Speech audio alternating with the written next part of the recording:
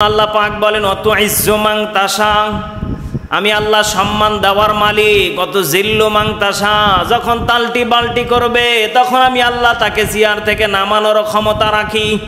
আমার কলিজার টুকরা ভাইয়েরা, আমার বাবাজিরা, আপনারা ইতিমধ্যে সোশ্যাল মিডিয়াতে ইউটিউব ফেসবুকে দেখেছেন আমাদের মাঝে ডিবি হারুন আর নেই। আসলেই ওনার যারা আশেপাশে আছেন ওনাকে এমন গণধোলাই দিয়েছেন যে উনি বেঁচে আছেন না মারা গেছেন এরকম তথ্য আসলেই বড় কষ্ট লাগে। যে উনি মারা যদি যায় এই কথা যদি এখন ফাঁস করা হয় তাহলে অনেক মানুষের সমস্যা হয়ে যাবে, যার কারণে এখন আসল তথ্যটা গোপনে রেখেছেন। কয়েকদিন পর আমরা শুনতে পারবো ইন্না লিল্লাহি, আর আমাদের মাঝে ডিবি হারুন নাই। আমার কলিজার টুকরা বাবাজিরা, আল্লাহ পাক রব্বুল আলামিন পৃথিবীর ময়দানে কত মানুষকে ক্ষমতা দিয়ে বান্দাকে পরীক্ষা করে দেখেছেন, কিন্তু বান্দা বারবার করে পরীক্ষায় যদি ফেল করে আল্লাহ পাক বলেন তোর মতো বান্দার আমার প্রয়োজন নেই। এই জন্য আল্লাহ পাক বলেন অত ইজ্জু মান তাশা, আমি আল্লাহ সম্মান দেওয়ার মালিক। অত জিল্লু মান তাশা, যখন তালটি বালটি করবে তখন আমি আল্লাহ তাকে চেয়ার থেকে নামানোর ক্ষমতা রাখি। এজন্য আমার কলিজার টুকরা বাবাজিরা, কলিজার টুকরা মা বোনেরা, এই পৃথিবীর ময়দানে ক্ষমতাশীল কেউ থাকবে না, সব থেকে বড় ক্ষমতাশীল আমার আল্লাহ। এজন্য মাথায় রাখা লাগবে আপনি যত বড়ই যাই হন না কেন। ইদানিং দেখি কত মানুষের ওপর নির্যাতন করেছে।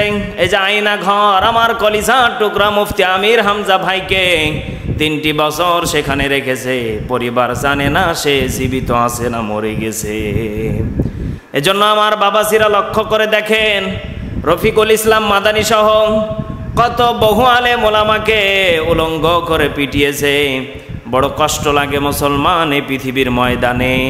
তেনারা বলতেছে জাহান্নামের ভয়াবহতা কি কঠিন, মনে হয় এর চাইতে ডবল কঠিন এই শয়তানগুলি আমাদেরকে দিয়েছে। চিৎকার মেরে নাউজুবিল্লাহ বলেন। এজন্য আমার কলিজার টুকরা বাবাজিরা, এই পৃথিবীর ময়দানে দুনিয়া যদি এত বড় কষ্টদায়ক হয়ে যায়, আল্লাহ পাক বলে দুনিয়ার কষ্ট যারা দিবে, অন্যায়ভাবে যারা জুলুম করবে, আল্লাহ পাক বলেন তাদেরকে আমি কিয়ামতের মাঠে কঠিন মুসিবতের দিন তাদেরকে আমার আসামি করে দাঁড় করাবো, দুনিয়ার কোনো কারো আসামি করে নয়। এজন্য আমার বাবাজিরা খেয়াল করে বসা লাগবে।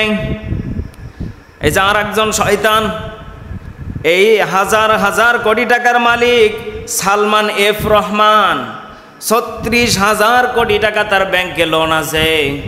এই 36,000 কোটি টাকা লোন করে খেয়ে ফেলেছে, কোনো কেউ নেই তার বিরুদ্ধে একজন কথা বলবে। এই শয়তান কোরআনের বিরুদ্ধে কথা বলেছিলেন, কোরআনের ভুল ধরার জন্য ষড়যন্ত্র করেছিলেন, কোরআনের ভুল পর্যন্ত বের করেছিলেন।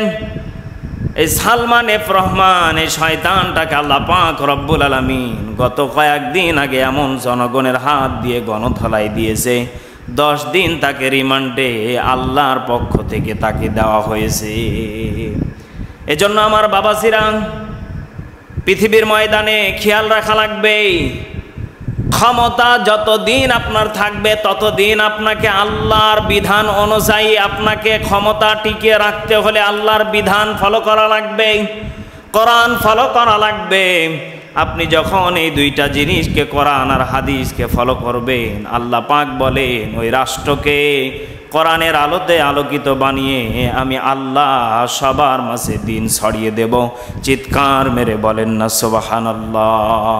এজন্য আমার বাবাজিরা, যদি আমরা সেই কোরআনের আইন দিয়ে যদি আমরা রাষ্ট্র চালাতে চাই আর হাদিস দিয়ে যদি রাষ্ট্র চালাতে চাই, আমার নবীজি বলেছেন তারাকতু ফীকুম আমরাইন লান তাদিল্লু মা তামাসসাকতুম বিহিমা কিতাবাল্লাহ ওয়া সুন্নাতু রাসূলি।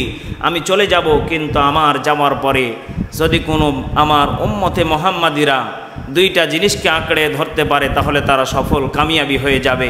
1 নম্বর কোরআন আর 2 নম্বর হাদিস, এই দুইটা যারা আঁকড়ে ধরতে পারবে তারাকে আল্লাহ ডাইরেক্ট তাদেরকে শক্ত খুঁটি হিসাবে, প্যারাক হিসাবে তাদেরকে কবুল করে নেবেন। সকলে পড়ুন আল্লাহুম্মা আমিন।